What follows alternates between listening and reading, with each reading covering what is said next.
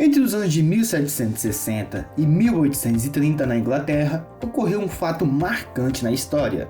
Foi ela a Revolução Industrial. Esse acontecimento histórico desencadeou o aumento dos problemas de saúde e os riscos relacionados com as atividades no trabalho, devido à utilização das máquinas a vapor, tendo como consequência a produção em larga escala e o aumento da jornada de trabalho, que chegava até 16 horas. Consequentemente, os lucros aumentaram e cada vez mais os empresários passaram a investir em indústrias em todo o mundo. Como é de se imaginar, as indústrias possuíam condições de trabalhos péssimas e eram localizadas em ambientes impróprios.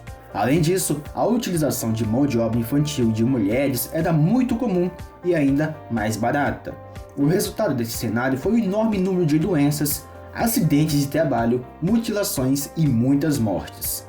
Depois dos movimentos dos trabalhadores em busca de melhores condições, foram surgindo as primeiras leis, e a partir daí surgiu a segurança do trabalho e suas normas. Na Inglaterra, em 1802, criou-se a Lei de Amparo aos Operários. Em 1819, surge a lei que proibia o trabalho para menores de 9 anos e limitava a 12 horas a jornada para menores de 16. Em 1833, o parlamento inglês votou nova lei, reduzindo para 8 horas o limite de jornada dos menores de 13 anos e para 12 horas os menores de 18, e proibindo o trabalho noturno de menores. Em 1847, passou a vigorar uma lei estabelecendo a duração diária do trabalho para 10 horas. E essa lei dava proteção às mulheres e menores de idade. Já em 1908, foi estabelecida a jornada diária de 8 horas. Em 1910, foi criada a folga de meio-dia por semana aos comerciários. No Brasil, a evolução da segurança do trabalho aconteceu mais tarde do que na Europa, uma vez que nossa Revolução Industrial começou por volta de 1930. Na época, o presidente era Getúlio Vargas e o país estava mudando sua economia de agrária para industrial. Em 1943, com a criação de uma CLT, iniciou-se o processo de direitos trabalhistas individuais e coletivos. Alguns fatos que marcaram o desenvolvimento da segurança do trabalho no Brasil foram: em 1919, foi criada a Lei de Acidentes do Trabalho, tornando compulsório o seguro contra o risco profissional. Em 1923, foi criada a Caixa de Aposentadoria e Pensões para os empregados das empresas ferroviárias, marco da Previdência Social. Em 1930, foi criado o Ministério do Trabalho, Indústria e Comércio, atual MTPS. Em 1943, foi criada a Consolidação das Leis do Trabalho, a CLT, que trata de segurança e saúde no trabalho no título 2, capítulo 5, do artigo 154 ao 201. Em 1966, foi criada a Fundação Jorge do Prate Figueiredo, de Segurança e Medicina do Trabalho, relacionada à segurança e saúde dos trabalhadores. Em 1978, foi criadas as normas regulamentadoras. A segurança do trabalho sofreu várias mudanças ao longo do tempo, a fim de garantir o máximo de segurança para o empregado e seus direitos. Porém, muito ainda precisa ser feito para melhorar a segurança do trabalho nas empresas. Muitos acidentes ainda acontecem de maneira alarmante, além da exploração em grandes construções para eventos como a Copa do Mundo. Ainda precisamos mudar o modo de pensar a respeito da vida. Esse é o nosso bem maior. Perdeu, acabou. Conforme dispõe o artigo 19 da Lei 8.213/91, acidente de trabalho ocorre durante o serviço ou trajeto entre a residência e o local de trabalho, provocando lesão corporal ou perturbação funcional, acarretando a perda ou a redução da capacidade para o trabalho, e, em último caso, a morte. Além disso, as doenças ocupacionais podem ser enquadradas nessa categoria. A empresa é responsável pela adoção e uso das medidas coletivas e individuais de proteção e segurança da saúde do trabalhador, sendo também seu dever prestar informações sobre o risco da operação a executar e do produto a se manipular. mesmo que muitos ainda não saibam disso. Além disso, constitui contravenção penal punível com multa se a empresa deixar de cumprir com as normas de segurança do trabalho e higiene. Agora, quais são os tipos de acidentes de trabalho? São eles: o típico, que é aquele que acontece no local da prestação de serviço e dentro do horário de trabalho.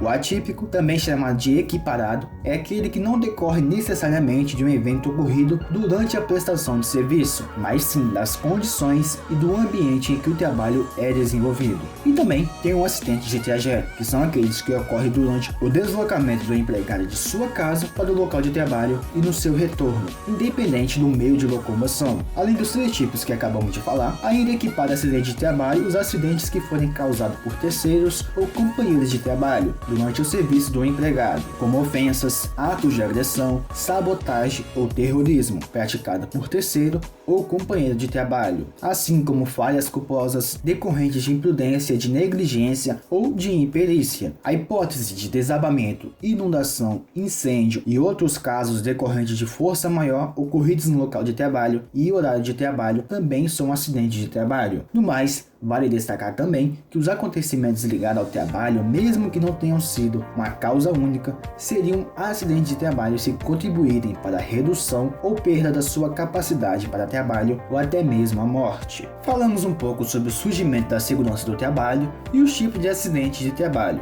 E agora vamos falar sobre o combate ao fogo, que é uma parte muito importante e pode salvar vidas, inclusive a sua se você estiver preparado. Existem 3 métodos de combate ao fogo que vamos conhecer a seguir. São eles: o abafamento, que consiste na retirada ou redução do teor de oxigênio no local da combustão. É o método mais eficaz no combate ao incêndio classe B. No caso de líquidos muito aquecidos, é necessário resfriamento posterior, evitando uma nova ignição. No abafamento pode ser utilizado um cobertor ou algum objeto que abafe a combustão. O mais indicado é a utilização de extintores de espuma. Com isso, conseguimos retirar o carburante, no caso que é o oxigênio, e consequentemente eliminar o incêndio. Em sequência, temos o isolamento. Nesse método, buscamos desagregar o combustível do processo de combustão, com o objetivo do fogo não passar para outras áreas ainda não afetadas. Deve-se garantir não haver risco de explosão ou início de ignição antes de realizar a remoção do combustível, que não está em chamas. E também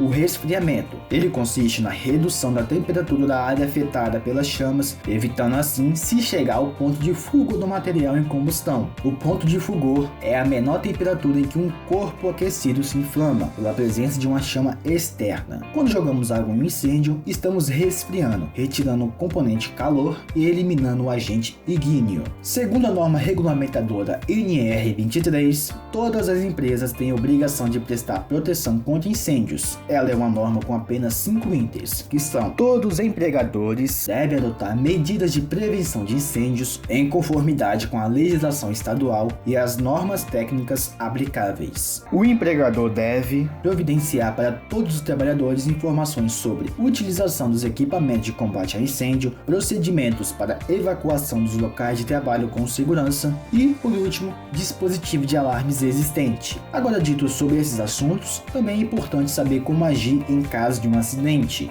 Os primeiros socorros são intervenções que devem ser feitas de maneira rápida, logo após o acidente ou mal súbito, que visa evitar o agravamento até que um serviço especializado de atendimento chegue até o local. Essas intervenções são muito importantes, pois devem evitar complicações e até mesmo evitar a morte de um indivíduo. Já nos casos mais graves, como paradas cardiorrespiratórias, queimaduras mais sérias, cortes mais profundos, infartos, acidentes envolvendo fratura de ossos, dentre outros cenários, o principal propósito é prestar um atendimento rápido para que a vida seja preservada e mantida até que o atendimento adequado possa ser realizado, seja enquanto se espera uma ambulância chegar ao local ou durante o deslocamento até o hospital. Porém, qualquer ação direta com a vítima deve ser feita por uma pessoa capacitada, para que não haja agravamento da saúde da vítima. Por isso é importante conhecer técnicas para se estar preparado para algum imprevisto, e deixando claro que omissão de socorro no Brasil é considerada crime. Porém, cada situação necessita de um cuidado diferente, ainda que alguns cuidados sejam importantes em todas as situações e façam parte do processo de triagem, para saber exatamente como agir de maneira rápida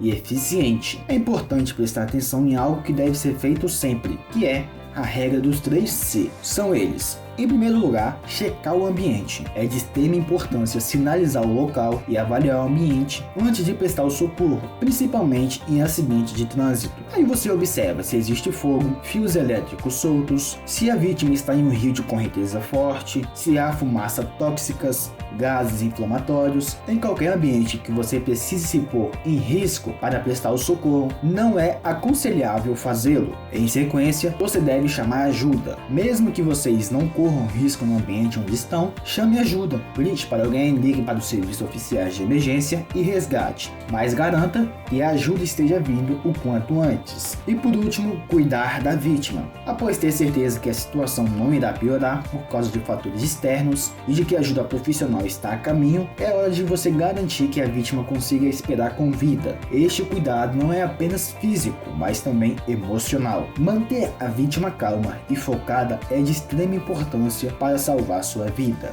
E termina aqui o nosso estudo. Valeu!